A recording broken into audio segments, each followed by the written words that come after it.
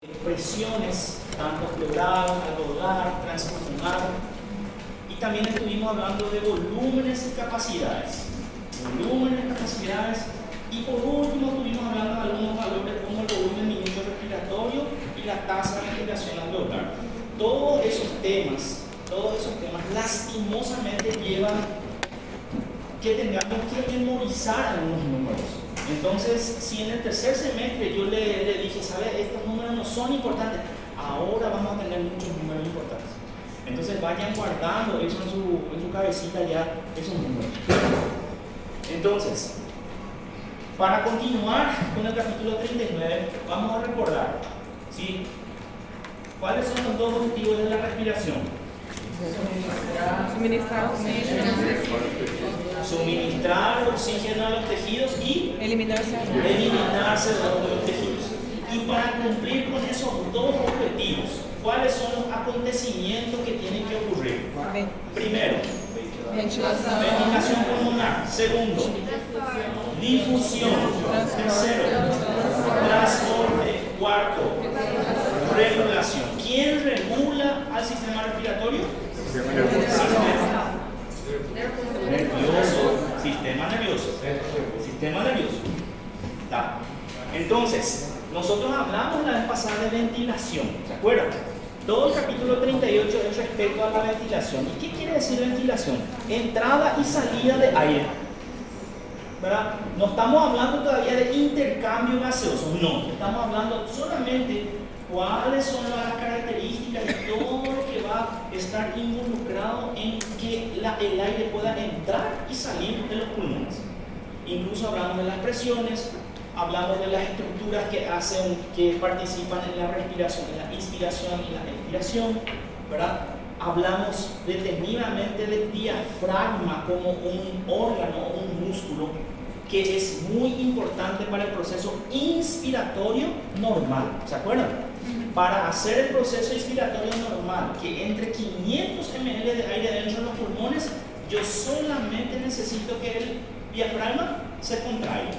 Al contraer para abajo, puxa el pulmón y él queda más largo. Y ahí consigue entrar 500 ml de aire.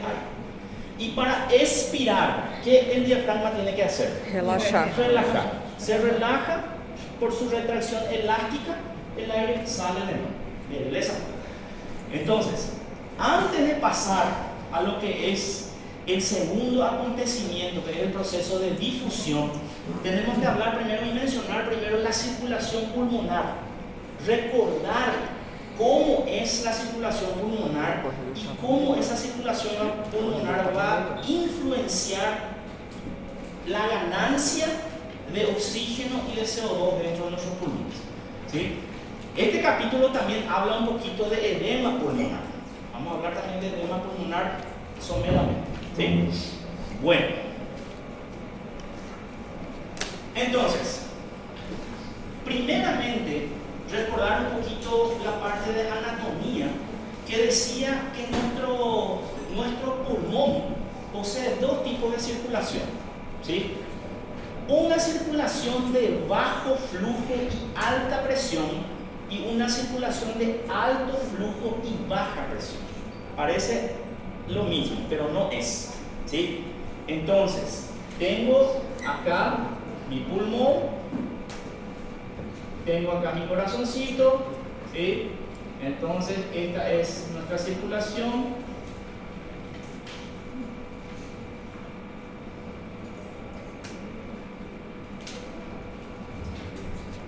¿De qué es lo que nosotros vamos a hablar ahora? ¿Nosotros vamos a hablar de la circulación sistémica? No. Nosotros vamos a hablar de la circulación pulmonar. O sea que vamos a hablar de lo que es la sangre entrando en los pulmones y vamos a hablar de la importancia que tiene esa sangre dentro de los pulmones para hacer el intercambio de gases. El pulmón tiene dos tipos de circulación, dice. O sea, dos circulaciones. Un circuito de bajo flujo, ¿sí? Bajo flujo y alta presión. Y tiene otro de alto flujo y baja presión, ¿sí? ¿A qué se refiere eso? Cuando estamos hablando de circulación de bajo flujo ¿qué sería?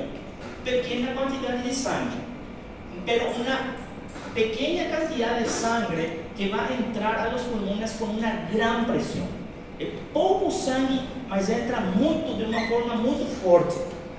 ¿Sí? Y la circulación de alto flujo sería mucha sangre entrando, pero con poca presión. ¿Sí? Hablemos un poco primero de abajo, que ya estamos familiarizados. La circulación de alto flujo y baja presión. Cuando hablamos de alto flujo y baja presión, estamos hablando de la sangre que vino de la circulación sistémica, entró al corazón derecho y que tiene que ir a los pulmones para ser oxigenado. ¿Sí? O sea que ustedes saben que nuestra precarga, nuestro retorno venoso tiene que entrar por el corazón derecho. ¿Sí? El corazón derecho va a mandar esa sangre a los pulmones para que los pulmones puedan oxigenar, agarrar oxígeno, eliminar CO2. ¿Correcto? Ese es el circuito o la circulación de alto flujo, porque hay mucha sangre llegando, mas con una presión baja. ¿Sí? Cuando decimos que el corazón izquierdo está empujando sangre a la parte sistémica, ¿cuál es la presión media de la sangre que sale? 100 aproximadamente. 100 milímetros de mercurio. ¿Por qué era 100? Porque la sistólica normalmente es 120, la diastólica es 80, 120 más 80, 200, dividido 2 da 100. Es la media. ¿Esta es una alta presión? Sí, es alta presión. Es alta la presión. Sin embargo, cuando el corazón derecho, este es el corazón izquierdo empujando la sangre. Cuando el corazón derecho empuja la sangre, va a empujar la sangre con una presión mucho menor, solamente de 25 milímetros de mercurio. ¿Sí?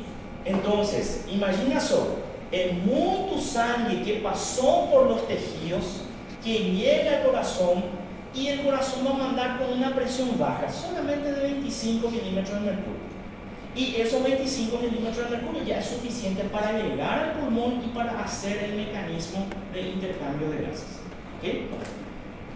Ya el circuito o la circulación de bajo flujo y alta presión se refiere al sistema, a la sangre arterial sistémica que va a ir al parénquima pulmonar. ¿Qué quiere decir parénquima?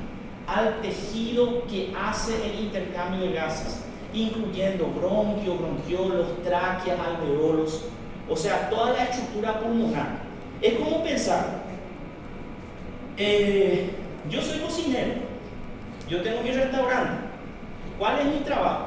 Alimentar a mis clientes, ¿correcto? Entonces yo paso la noche haciendo comida, riquísimo, el risotto, qué sé yo, el camaroncito, le hago todito a mis clientes. Pero cuando cierra el restaurante, yo también tengo que cenar, ¿correcto? Porque si no vamos a difumir, yo también necesito alimentarme. Entonces, ¿qué es lo que sucede? Este pulmón, él agarra alimento para todo el cuerpo, pero él también se tiene que alimentar con oxígeno. ¿Me están entendiendo? Él agarra el oxígeno del ambiente y elimina CO2, ¿correcto? ¿Dónde va a ir esse oxígeno? A los tejidos, a todos los tejidos. E ele não é também tecido? Ele também é filho de Deus, ¿verdad? Ele tem que comer também. Entonces, ¿qué es lo que sucede? Cuando la sangre viene de los pulmones y entra al corazón izquierdo, cuando sale la sangre del corazón izquierdo, hay una pequeña rama que vuelve al pulmón, que son los famosos vasos bronquiales. Los vasos bronquiales. No sé si se acuerdan por anatomía. ¿Sí? Viene de la rama, viene de la aorta directamente. O sea, ¿qué quiere decir eso? Que sangre oxigenada va a volver de nuevo a los pulmones. ¿Sí? Y entonces, ¿para qué va a volver a estos pulmones? Para alimentar al pulmón. Es 2% nomás de todo gasto cardíaco. 98% pasa, ¿verdad?, a los tejidos. 2% va a tener que volver a los pulmones, porque los pulmones también necesitan de oxígeno. Ellos también, sus células también necesitan de oxígeno. Y este 2% del gasto cardíaco, es mucho o es poquito? Es poco, né? Es poca cantidad de sangre, por eso bajo flujo. Mas como ele está saindo de onde tem 100 milímetros de mercurio, tiene alta presión. Alta presión. ¿Me están entendiendo? ¿Sí? Bueno, entonces, entendido eso, pasemos un poco a hablar de la anatomía fisiológica del sistema circulatorio y vamos a mencionar otra vez todo esto. ¿Sí? Los vasos pulmonares. ¿Cuál es la característica de los vasos pulmonares? La arteria pulmonar, sabemos que solamente se va a propagar se prolonga 5 centímetros cuando sale del corazón. Aquí cuando yo dibujo acá, esto aquí ya es muy cumplido. Esta sería la arteria pulmonar y esta sería la vena pulmonar, ¿verdad? Esto ya es, ¿cómo era nuestro dibujo? Anatómicamente incorrecto, pero didácticamente útil, ¿sí? Entonces, desde el corazón hasta el pulmón hay 5 centímetros nomás. ¿Cuánto es 5 centímetros? Es así, es poquito, ¿sí? O sea, ¿qué quiere decir eso? Que el corazón prácticamente está colado en el pulmón, ¿tá? Entonces, una vez que llega a los 5 centímetros, ahí se va a dividir en la arteria pulmonar derecha, que se va a ir al pulmón derecho, y la izquierda, que se va al pulmón izquierdo, ¿verdad? Esta arteria pulmonar tiene paredes delgadas, ¿sí? Su pared es delgada. ¿Por qué? Porque ella dice ser arteria, mas na verdade o que ela é? É uma vena. ¿Por qué? Porque está llevando sangre venosa. Por eso no necesita paredes tan gruesas, porque la presión con la que está trabajando es una presión baja, ¿sí? Entonces, sus ramas son cortas, pero las arteriolas tienen un diámetro mayor que las arteriolas sistémicas, ¿sí? Si a gente comparar, porque aquí es lo que era acá, arteria grande, arteria pequeña, arteriola capilar, ¿verdad? Entonces acá estaba nuestra arteriola. ¿Cuál era la función de las arteriolas? Ser conductos de control. Ellos tenían un cierto tamaño y un esfínter, como un esfínter, ¿no? Para cerrar y abrir dependiendo de qué? De las necesidades. Muy bien, de las necesidades del tejido.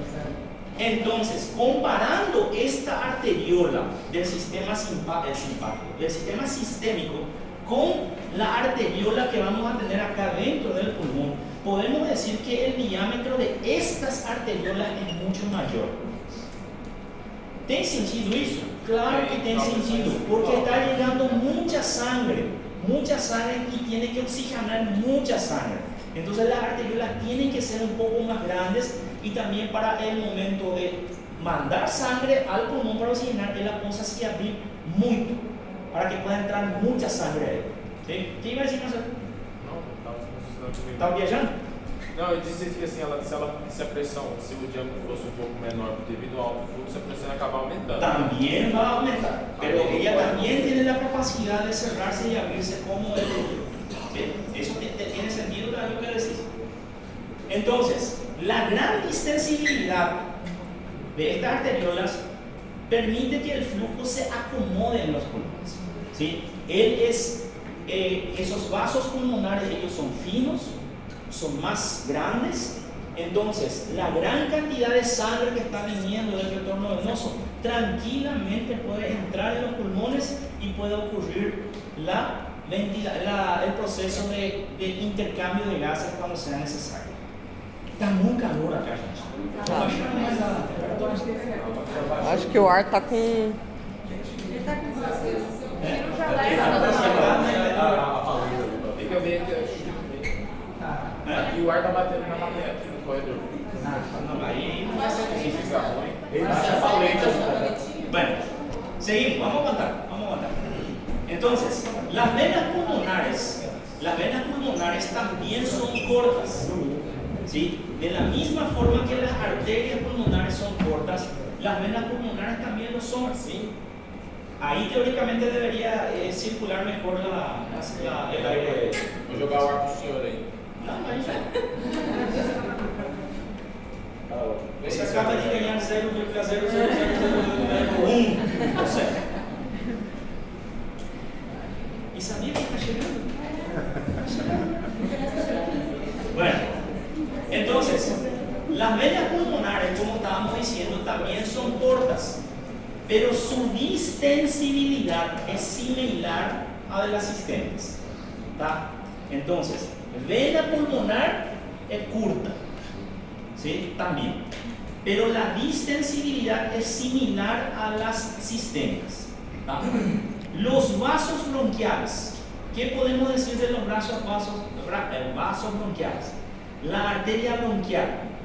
¿Qué es la arteria bronquial? Es una rama de la aorta torácica, ¿verdad? Que va a mandar sangre desde la aurícula, que sale de la aurícula izquierda hasta los pulmones para oxigenar al tejido pulmonar. ¿Tá? Y ahí vienen los linfáticos que el compañero mencionó hace rato, ¿verdad?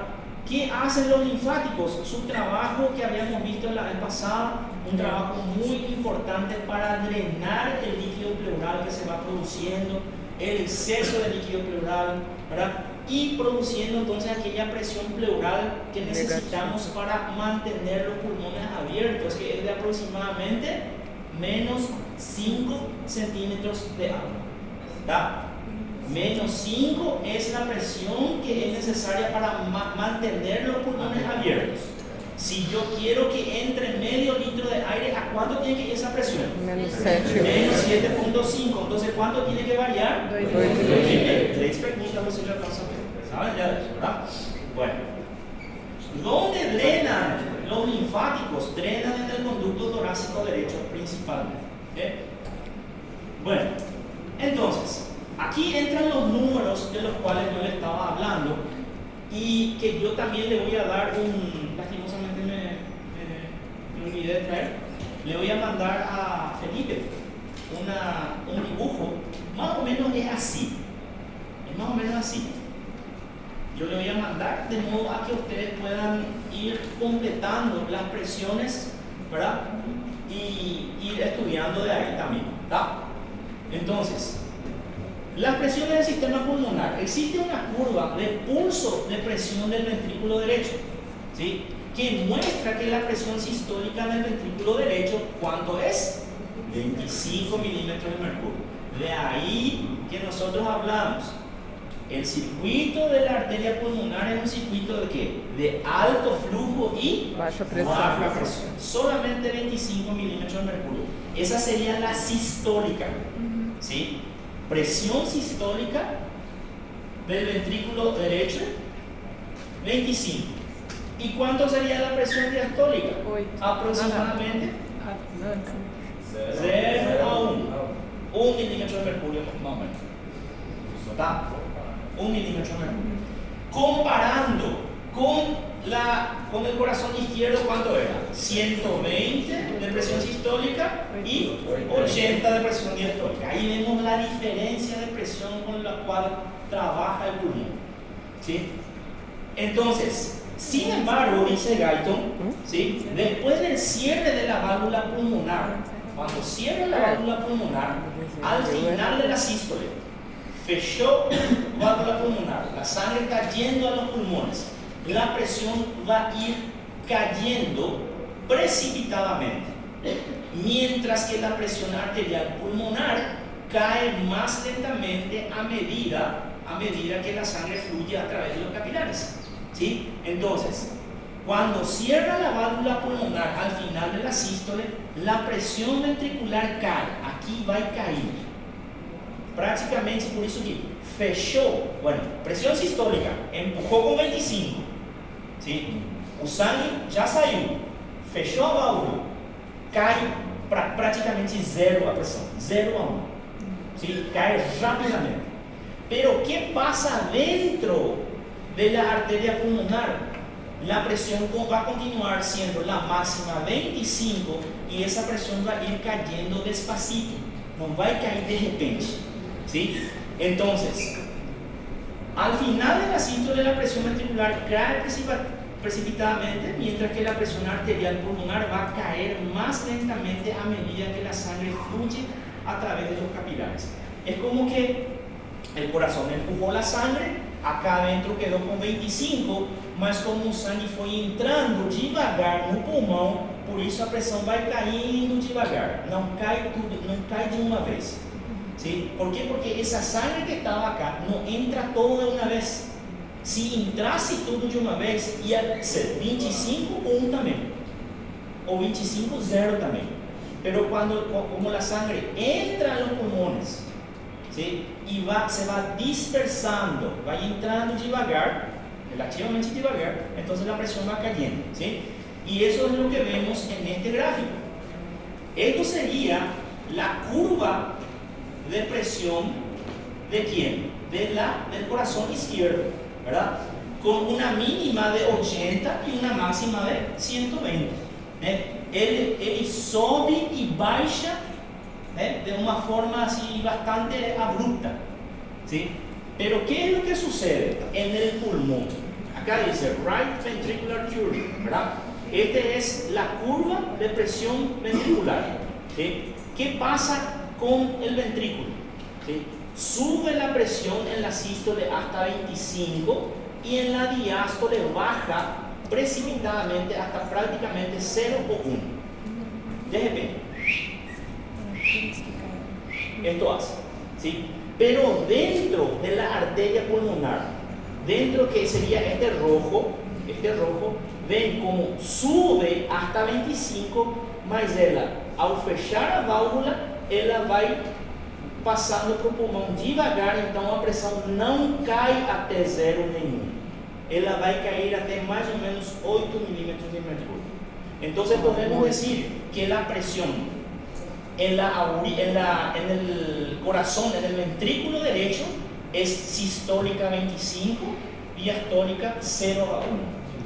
Y la presión dentro de la arteria, voy a borrar este alto flujo y bajo flujo, ya entiendo. A pressão sistólica pode chegar até 0, sem nenhuma pressão, é isso? Quase 0. ¿Por qué? Porque prácticamente o coração já está. E acordate, o que a gente está falando? De que coração nós estamos falando? A gente está falando do direito, ¿verdad? En la presión venosa central, ¿cuánto es? 0. Entonces, cuando él manda en un latido, ele mandar o sangue, a sistólica é 25 e a diastólica vai ser 0 a 1. Praticamente igual que no ventrículo. Só desse jeito o sangue vai poder cair dentro do ventrículo. ¿Sí? Entonces, presión sistólica del ventrículo derecho, 25. Presión diastólica 0 a 1. Presión sistólica en la arteria pulmonar. ¿Cuánto? 25 también. A mesma presión sistólica do ventrículo derecho. Solamente que no va a caer hasta 1, va a caer hasta 8 milímetros de mercurio. ¿Sí? ¿Me están entendiendo? ¿Por qué cae así hasta 8 nomás? Porque el flujo fue, por así decir, lento entrando acá al pulmón, y cuando el sangre estaba casi todo cheio, entró todo ya los pulmones, ya hubo otra vez un latido. Entonces no deja que la presión caiga hasta 0. ¿Tá? ¿Me están siguiendo? ¿Hasta cuánto? 8. Pero atiendan bien, ¿sí? Esto que pusimos acá, 25, 1 es ventrículo derecho. 25, 1 es ventrículo derecho. 25, 8 es dentro de la arteria pulmonar. Dentro de la arteria pulmonar. ¿Tá? Bueno, entonces aquí luego podemos ver, ¿sí?, cómo se comporta la sangre dentro de ese sistema pulmonar, ¿verdad? La presión arterial pulmonar. Como dijimos, dice pulmonar, arteria pulmonar, capilar pulmonar y atrio left es izquierdo, ¿verdad? Entonces, acá podemos ver, fallando, ya chupí. Acá podemos ver entonces cómo dentro de la arteria pulmonar la presión sistólica es 8 y la presión diastólica, 25, perdón, y la diastólica es 8, ¿verdad? Con una presión media de aproximadamente 15. Esa es la presión media dentro de la arteria pulmonar, ¿sí?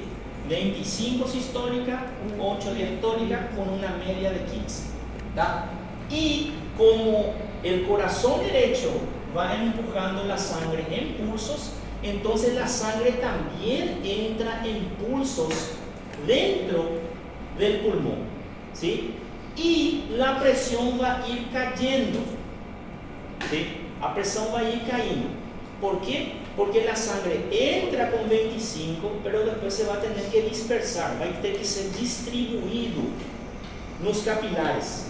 Entonces, a medida que se distribuye por el lóbulo superior, inferior, medio, inferior, la presión va cayendo, ¿sí? Y vamos a llegar a las arterias pulmonares, a los capilares pulmonares, con una presión de aproximadamente 7 milímetros de mercurio, ¿sí? 7 milímetros de mercurio. ¿Cuánto era la presión capilar sistémica? Aproximadamente 17. Entra con 35, muy bien te acordaste de eso, no está todo errado, 35 y sale con 10, ¿sí? Pero con una media, una presión capilar funcional de aproximadamente 17. Eso es la presión capilar. Y dentro de los pulmones, ¿cuánto sería la presión capilar? Sería 17, son 7 milímetros de mercurio en el capilar pulmonar, ¿sí? Y una vez que sale la sangre del capilar y entra en la vena pulmonar, va a llegar al atrio izquierdo con una presión de 2 a 5 aproximadamente. 2 a 5 aproximadamente, ¿tá? Entonces,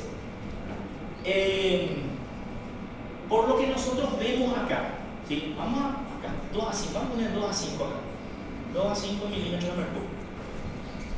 Por lo que nosotros estamos viendo acá, ¿existe o no existe gradiente de presión entre el corazón derecho y el corazón izquierdo? ¿Sí o no? Sí existe. De más para menos. ¿Cómo tiene que ser, verdad? ¿Por qué? Porque el corazón derecho empuja con 25 sangre. Va, ¿verdad? Con una presión, entra con una presión de 7 milímetros de mercurio en los capilares. Y después ele vai pro atrio izquierdo, que tem só 2 a 5. O sea que se cumple lo que nosotros dijimos en el semestre pasado, que para que la sangre pueda circular dentro de los vasos sanguíneos, siempre en un lugar tiene que ser más alta la presión y en el otro más bajo, porque si no, no va a circular. ¿Se acuerdan? ¿Sí? Entonces, en el corazón derecho, en el ventrículo derecho, es 25, ¿verdad? Esos 25 llega a los pulmones, acá es 7 nomás dentro de los capilares, entonces la sangre tranquilamente entra en los pulmones, G mayor para menor. Y para voltar para el corazón izquierdo, aquí adentro es 7, y aquí ¿cuánto tiene? 2 a 5, entonces tranquilamente puede volver otra vez. ¿Me entienden? Beleza pura.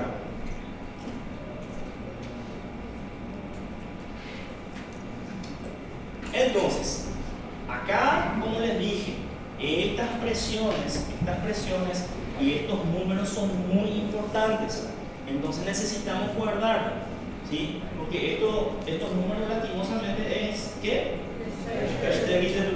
¿Ah? Entonces, presión capilar pulmonar, ya sabemos cuánto es, 7 milímetros de mercurio, ¿sí? Entonces, la presión en la aurícula izquierda, y venosa pulmonar.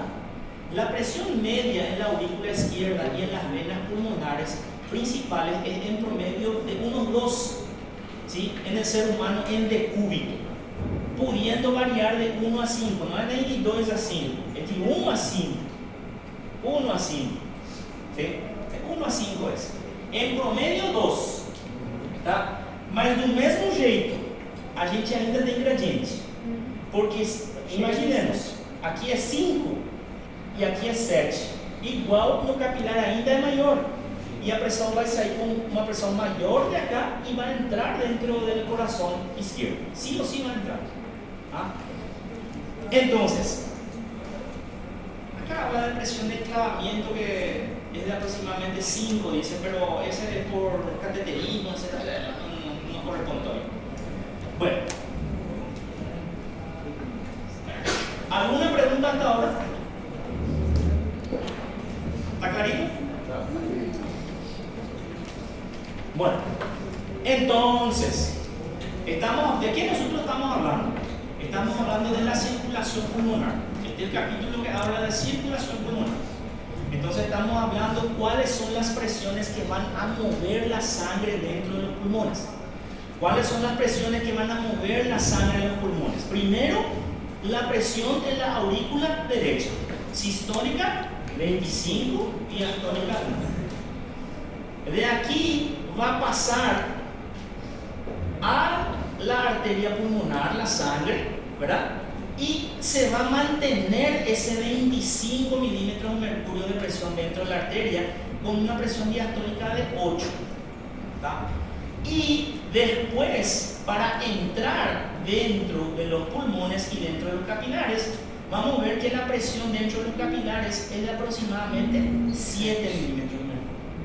¿Tá? Entonces la sangre tranquilamente con 25, ¿verdad?, de sistólica tranquilamente va a entrar dentro de los pulmones.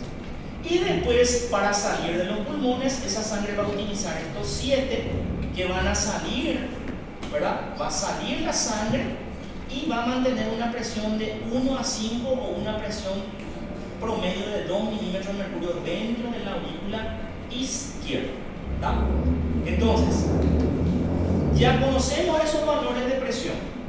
Hablemos un poco de los volúmenes. ¿De qué estamos hablando cuando hablamos de volumen? De la cantidad de líquido. Cantidad de líquido o en ml o en litro.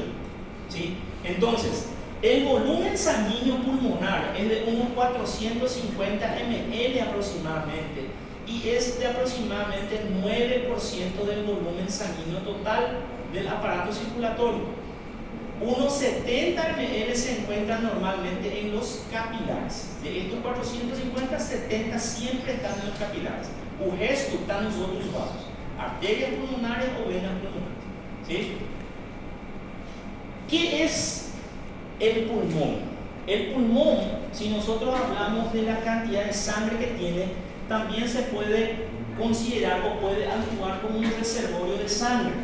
Cuando hablamos en el tercer semestre de las venas, que nosotros habíamos dicho que eran las venas, son grandes reservorios de sangre. Son grandes reservorios de sangre.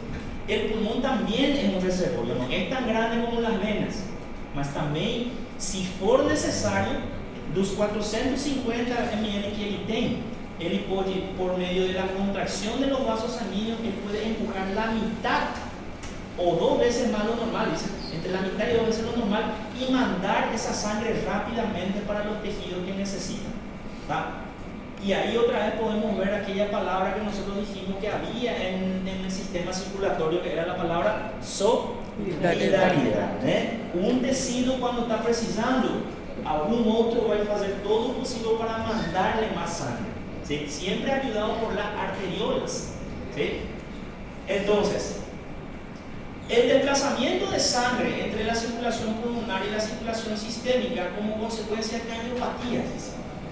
Acá, en esta parte, Guyton nos habla un poquito y nos menciona de cómo hay una alteración, en el sistema circulatorio cuando hay algún tipo de cardiopatía. Y hay una enfermedad, por así decir, que se conoce como insuficiencia cardíaca. No sé si nosotros hablamos de insuficiencia cardíaca el semestre pasado. Hablando de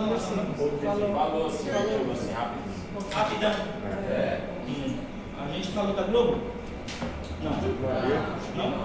Bueno. Entonces, vamos a salir un poco de la fisiología y vamos a entrar un poco en la fisiopatología, porque yo creo que ustedes están preparados para entender un poco lo que es el mecanismo de la insuficiencia cardíaca, ¿sí? Que les va a ayudar también a ustedes. Bueno, entonces, acá nosotros tenemos una representación del corazón con la parte sistémica de la circulación y la parte pulmonar. ¿Sí? ¿Cuál es el trayecto que tiene que hacer siempre la sangre? Siempre para adelante, ¿correcto? La sangre no puede volver para atrás. ¿Sí? La sangre tiene que ser siempre anterógrado. Su circuito, él tiene que circular. Por eso se llama aparato circulatorio. Tiene que hacer esto. ¿Sí? Tiene que hacer esto. ¿Sí? Entonces, ¿qué pasa? Supongamos, este corazón está con algún tipo de problema. ¿Sí? El corazón izquierdo, en vez de tener un espesor, por así decir, adecuado, por culpa de una presión alta de muchos años, el corazón izquierdo crece. ¿Sí? Crece y en vez de tener paredes así finitas, empieza a tener paredes mucho más gruesas. Mucho más gruesas. ¿Sí? Si ese corazón izquierdo, que tenía que tener un lugar para recibir la sangre del pulmón, ese lugar fica más pequeño, ¿será que él va a poder mandar correctamente sangre a la periferia, a los tejidos? Claro que no, ¿verdad? ¿Por qué? Porque el espacio disminuyó. ¿Por qué? Por una presión alta de mucho tiempo. Estamos hablando de la hipertrofia cardíaca por culpa de una hipertensión. ¿Sí? Entonces, ¿qué es lo que sucede? Si el espacio es más pequeño, acá, ¿será que la sangre va a entrar con facilidad o no? Va a necesitar mucho más presión para entrar, incluso va a entrar un poco y el resto se va a ir acumulando, ya sea en la aurícula y también en las venas pulmonares. Entonces, si acá dentro del ventrículo aumentó la presión, ¿sí? ¿Por qué? Porque en menos espacio, aumentó la presión. En la aurícula izquierda, ¿aumenta o disminuye la presión? Aumenta también. ¿Sí? Si aumenta en la aurícula izquierda, ¿qué va a suceder en la vena pulmonar? Va a aumentar también, retrógradamente aumenta también. ¿Sí? Si aumenta dentro de la vena pulmonar, ¿qué va a suceder con el capilar pulmonar? La presión va a continuar siendo 7, ¿sí o no? No, va a subir también. Y si esa presión sube en el capilar, ¿qué va a ocurrir con el plasma que está dentro del capilar? Va a salir hacia afuera. Va a comenzar a salir tu tercer espacio, al espacio intersticial. ¿Sí? Y entonces, si ese plasma sale al espacio intersticial, sale al espacio intersticial, este es el capilar y el líquido está saliendo del espacio intersticial, ¿qué va a empezar a producir en el espacio intersticial? Edema. ¿Sí? Si el problema continúa, la presión va a continuar aumentando en todos estos lugares, y cuanto más aumente el problema, más líquido se va a acumular en el intersticio, y con el tiempo ese líquido también va a entrar dentro de los pulmones, dentro de los alveolos. ¿Y qué quiero meter dentro de los alveolos? Líquido. Y cuando yo tengo el líquido dentro de los alveolos, yo estoy teniendo lo que se conoce como edema pulmonar. Un paciente va a comenzar a respirar con dificultad. ¿Por qué? Porque literalmente se está ahogando con sus propios fluidos. ¿Sí? Entonces, ustedes ven cómo estas presiones van a influir en la cantidad de sangre que va a circular del corazón hacia la periferia, y si hay un problema cardíaco, cómo va a influir sobre el corazón. ¿Sí? Acá nosotros dimos un ejemplo, la hipertrofia cardíaca, pero acá puede ser un problema valvular, una válvula que está más fechada, estenosis pulmonar, o una válvula que está incompetente, que no cierra correctamente. La sangre pasa, pero vuelve otra vez hacia arriba, aumentando la presión en el sistema pulmonar, aumentando la presión capilar y produciendo el edema pulmonar. ¿Sí? Por eso, cuando nosotros hablamos de que el corazón izquierdo está con problema, ¿sí? Está con problema y no está consiguiendo empujar correctamente la sangre hacia la periferia, decimos que tenemos una insuficiencia cardíaca izquierda. Lógico, ¿no? La parte izquierda está con problema, ¿sí? Insuficiencia cardíaca izquierda. Entonces, ¿qué es lo que sucede? Pasa el tiempo, el corazón derecho todavía está bien, está intentando hacerse el trabajo, pero con el tiempo, como esa insuficiencia cardíaca no es resuelta, entonces, ¿qué va a suceder? Aumentó la presión en el capilar pulmonar. ¿Será que va a aumentar también en la arteria pulmonar? Va a aumentar también. Aumentando la presión dentro de la arteria pulmonar, será que o ventrículo direito vai ter que fazer mais força para mandar? Então a pressão vai aumentar também dentro da arteria pulmonar, del ventrículo derecho, ¿verdad? Y si dentro del ventrículo derecho aumenta la presión, ¿será que en la aurícula derecha, que era 0, va a aumentar también la presión? Va a aumentar también la presión. Si aumenta la presión de la aurícula derecha, presión venosa central, que debería ser 0, aumenta 5, 6, 7, 8. ¿Va a ser más fácil o más difícil recibir el retorno venoso? Más difícil. Más difícil, porque en las venas va a necesitar más presión también, ¿correcto? Y si aumenta la presión dentro de las venas, ¿será que en el capilar también va a aumentar? También va a aumentar. Y va a suceder lo mismo que sucede en los pulmones, solamente que en los tejidos, principalmente primero en la parte de los miembros inferiores, ¿sí? Por eso la manifestación principal de la insuficiencia cardíaca derecha principalmente es el edema de miembros, ¿sí? Primero se edematizan los miembros, ¿por qué? Por la acción de la gravedad. La manifestación clínica más importante de la insuficiencia cardíaca izquierda es la disnea. ¿Por qué? Por un edema pulmonar. Y la manifestación más importante del fallo o de la insuficiencia cardíaca derecha también es edema, solo que no es más edema del pulmón, es edema de los tejidos. Ese edema va a ir aumentando, primero va a ser en los pies, después va a ir subiendo hasta las rodillas, puede ir hasta la cadera y se puede convertir en una anasarca. Anasarca es cuando todo el cuerpo está edematizado. Parece un sapo el paciente, ¿sí? Entonces, de ahí que conseguimos ver entonces acá, ¿verdad? Cómo la sangre dejó de fluir hacia adelante, ¿verdad? Entonces eso causa una disregulación en las presiones. Y esa disregulación de las presiones lleva, ¿verdad?, a muchos problemas,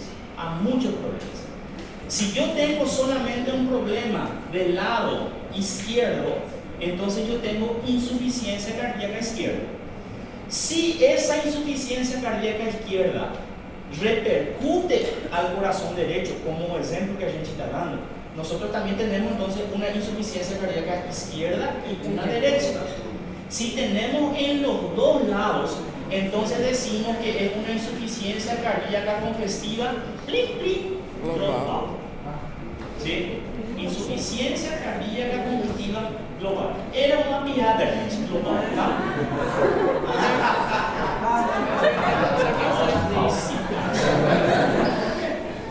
Pero entendieron, insuficiencia cuando afecta uno más es izquierdo. Cuando afecta solo, porque hay enfermedad que afecta solamente el corazón izquierdo, hay enfermedad que afecta solamente el corazón derecho. Cuando los dos están afectados al mismo tiempo, es una insuficiencia cardíaca congestiva global. Insuficiencia cardíaca congestiva global.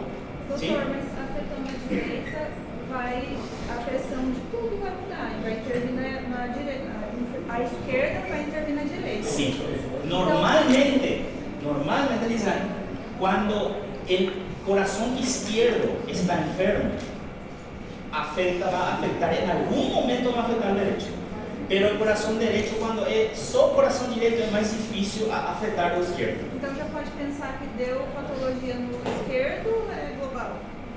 Sí, puedes pensar, si tenés solamente disnea, si vos tenés solamente disnea, corazón grande, disnea y no tem edema en las partes, es solo el corazón izquierdo que está con problema. Pero si vos tenés disnea, el corazón está grande o la válvula no funciona a la izquierda y vos también tenés hepatomegalia, el fígado está encharcado, tenés líquido en cavidad, en el peritoneo, tenés, como les dije, los miembros hinchados, ahí ya es derecho y izquierdo.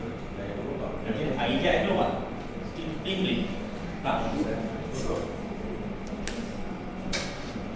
relação aos travasamentos capilares. Em tese, os capilares têm que ser contínuos.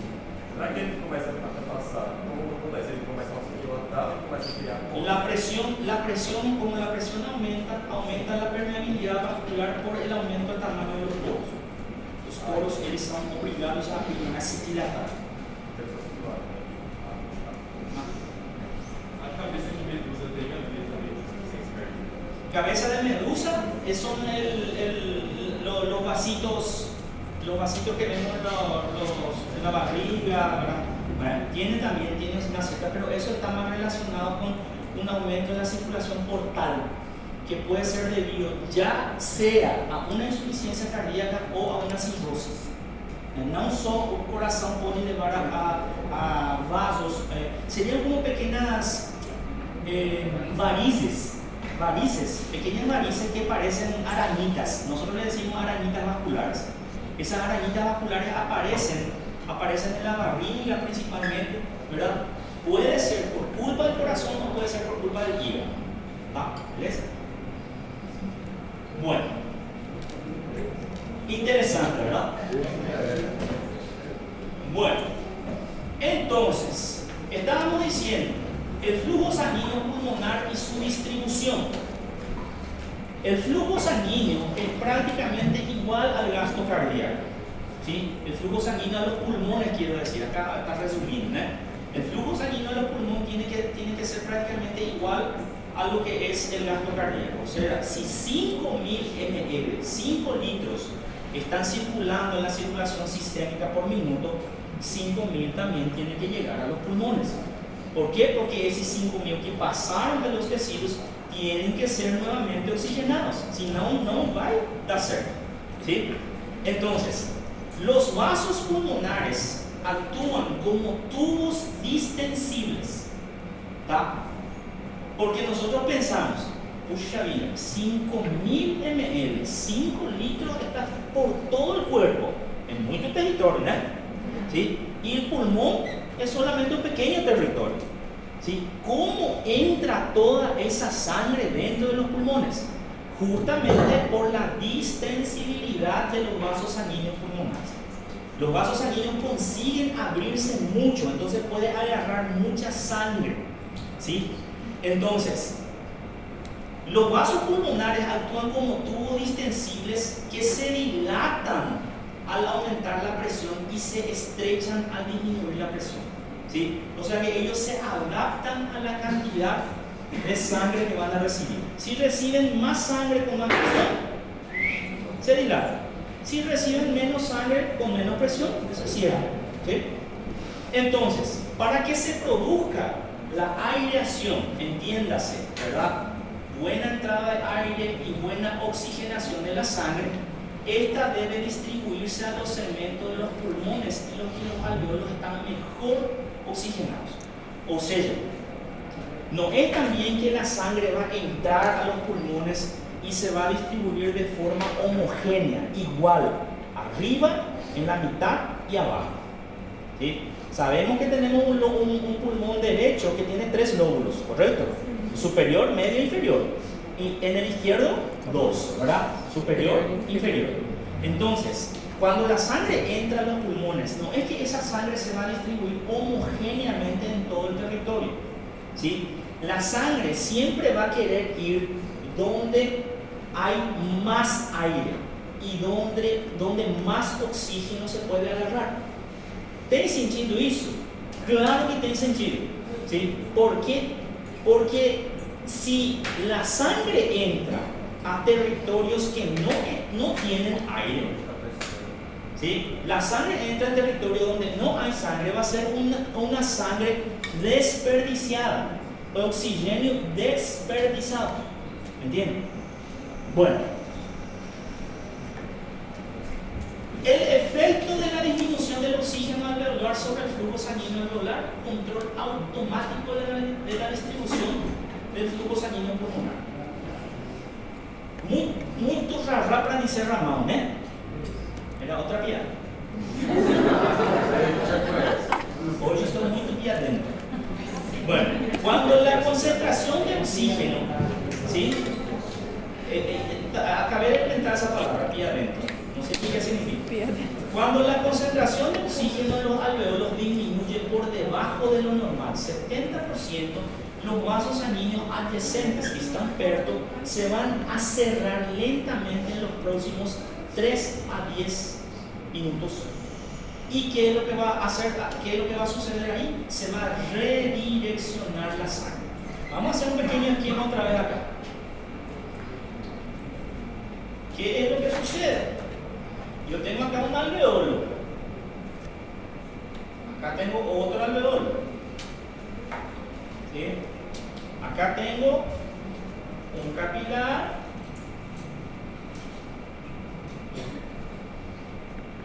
No. Por este lado. Vamos a hacer un poco. Y así.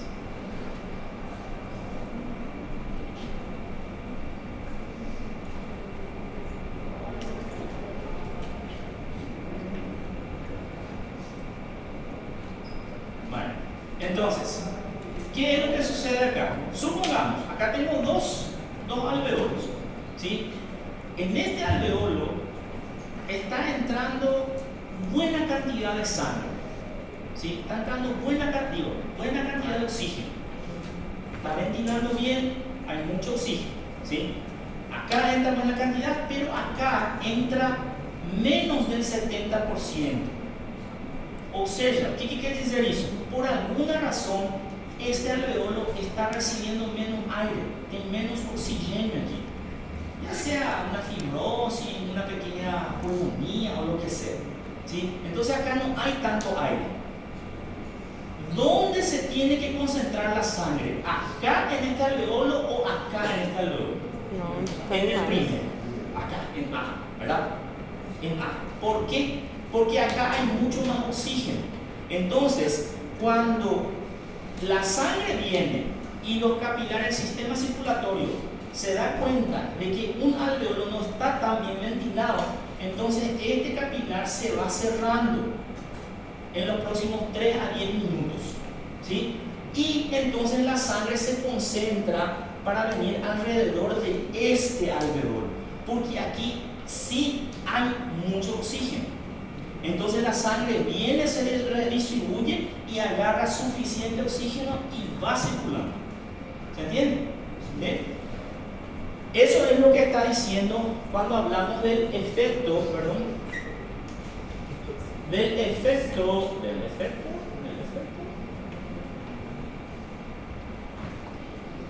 efecto de la disminución del oxígeno alveolar sobre el flujo sanguíneo a los alveolos. El control automático que tiene la circulación para redistribuir la sangre a los pulmones, ¿sí? Entonces, cuando la concentración de oxígeno es baja, disminuye por debajo del 70%, los vasos sanguíneos que están alrededor de ese lugar donde hay poco oxígeno se fechan, ¿sí? Entonces, se van constriñendo, se van cerrando lentamente durante 3 a 10 minutos, y eso hace que la sangre se redistribuya en los lugares donde, por así decir, hay más oxígeno para hacer el intercambio de gases, ¿sí? ¿Qué iba a decir? Como que o capilar vai saber ali que aquele alveolo ali não está legal de oxigênio e falar assim, Ese es un capítulo que lastimosamente no vino en el tercer semestre. mas Ese acontece um negócio que hay una ley que también habla de las necesidades. La vasodilatación o la vasoconstricción de acuerdo a la cantidad de oxígeno que los vasos sanguíneos perciben. Es lo mismo que habíamos dicho hace rato respecto al pulmón. El pulmón da alimento para todo el resto, pero él también se tiene que alimentar, ¿correcto? Vaso sanguíneo. ¿Cuál es la función del vaso sanguíneo? Llevar sangre a todos los tejidos, pero él también tiene sus células en sus paredes.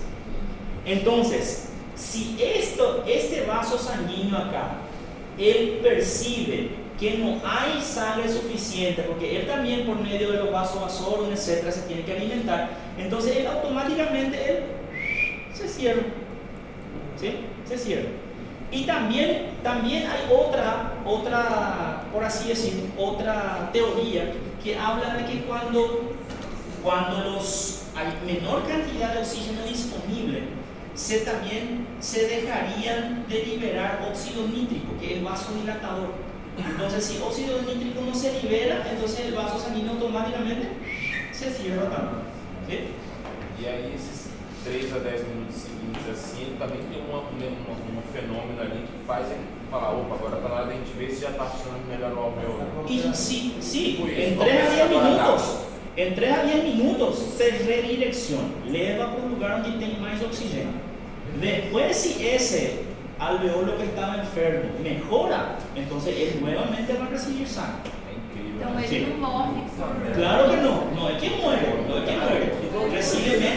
recibe menos sangre nomás. Sí, y acuérdense también que los vasos bronquiales están alimentando todavía esto. Él no está funcionando.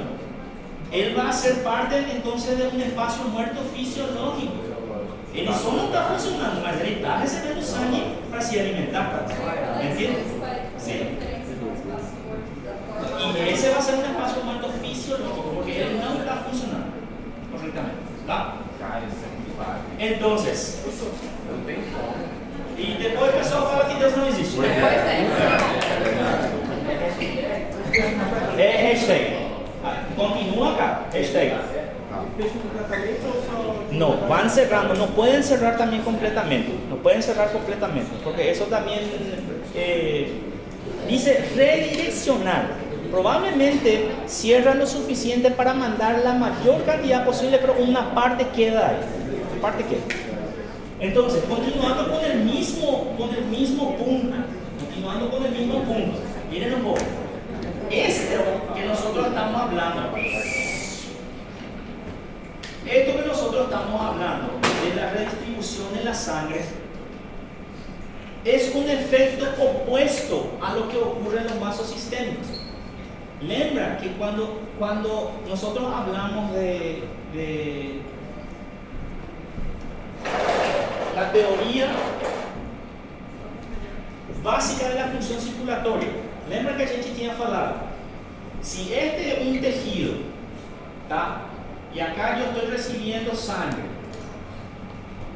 acá tengo mi cavidad, acá ¿qué es? Arteriol, ¿verdad? Entonces, ¿qué pasa? ¿Qué era que sucedía cuando acá en este tejido faltaba oxígeno? Cuando falta oxígeno, ¿qué acontecía con la arteriola?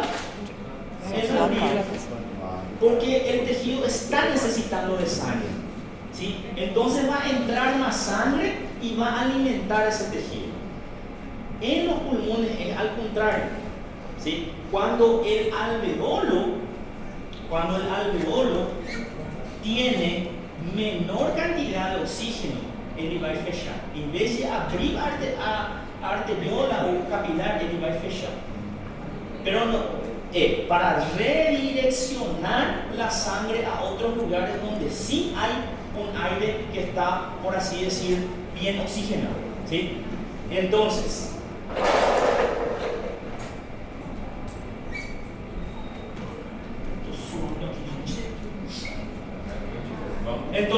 este es un efecto que estamos diciendo que es opuesto a los vasos sistémicos. La causa de la constricción sería la liberación de sustancias vasoconstrictoras o reducir las sustancias vasodilatadoras como el óxido nítrico. ¿Por qué él fecha? Porque sustancias vasodilatadoras dejaron de ser sueltas y como el óxido nítrico, ¿verdad? Dejó de ser liberado y sustancias vasoconstrictoras fueron liberadas.